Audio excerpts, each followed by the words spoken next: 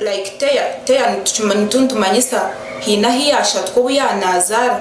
nabaza kuba yashatuka henyine aha bukazi ninga ashatuka henyine omunda cervix ninga shamunwa gwa nyinenda. Dr. Collins agaba omukugu omundu araza abakazi nagira ngo bwire bwingi omukazi yahiza kuzara akajwa sisi zeshaga mazirengere bitano naba yajwa munonga konka wajwa sisi zirengere bitano magana 5 manyisa kechikopo echa plastic echangu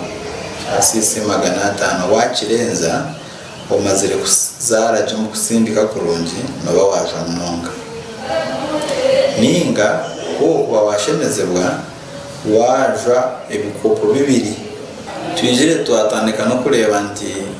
na wakotajire cyo shagame nyinji munonga kongoka shange shagama yone iwaje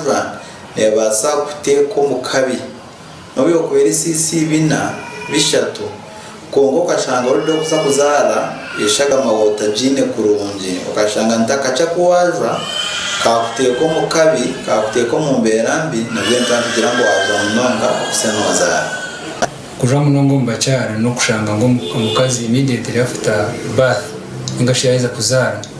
ishagama yaguma nerega yo kuri ombisheka byecama ningashi ikina kubasa kweta birth canal aho mwana kuba yaraba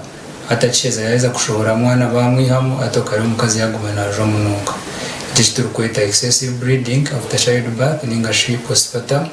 hemorrhage. Omuringo ngo gumwe Dr. Nwagera Raymond yayengereye ashobora ngo ubwa nyuma yo kuzara ecyanyuma cyaba kitahwireyo ndikireto omukazi yajo munonga arunka placenta tissues kaba left ningashi ecyanyuma cyacwecerayo akajanko parts ningashi obucweko ko bwasigara yo muri nyinenda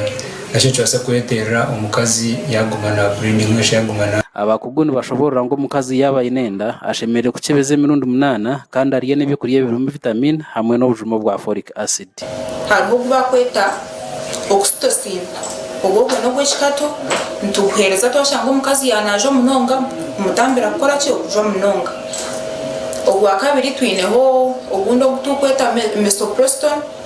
nabwo no muha ubwo mpo no bujuma ntubuteka hasi nabwo ngumuyamba yanajo munonga ngumuya omukazi orikuba yakiza amazara 5 no garra higuru kandi nogwe wabire yaje ireho mukuzara nabayine chance mpango yo kujwa aha kuzara kandi abashaho bahabura kuzara mu irwaro kwenda kutunga bujanja burungi. Ndi Job Kato wa Sky TV ya Genshonga muri Mbarara.